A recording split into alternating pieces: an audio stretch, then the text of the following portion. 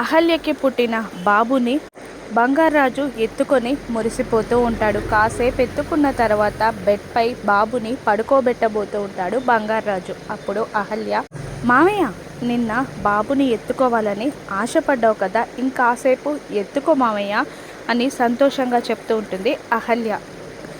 బాబుని మురిపంగా చూస్తున్న బంగారాజు ఇలా అంటుంటాడు, ఎన్నో కష్టాల మధ్యలో నీకు ఒక వరంలా దొరికాడమ్మా వీడు.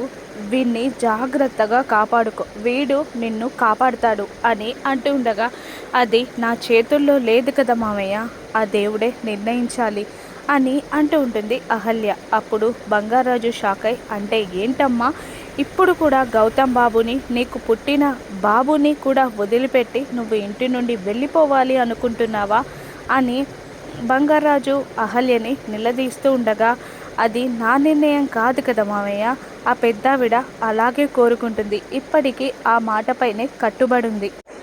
పెద్దావిడ నిర్ణయాన్ని నేను కాదనలేను కదా, ఆ దేవుడు ఎలా రాస్తే అలా జరుగుతుంది కదా మామయ్య, నేను ఈ ఇల్లు వదిలిపెట్టి వెళ్ళక తప్పదు అని అహల్య బంగారాజుకి చెప్తూ ఉండగా, గౌతమ్ వచ్చి అహల్యని కోపంగా చూస్తూ షాక్ అవుతాడు అహల్య మాట్లాడిన మాటలకి.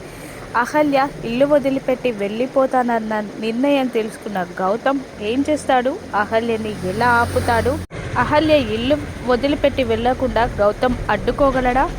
రాను ఎపిసోడ్స్లో చూద్దాం. Thank you for watching.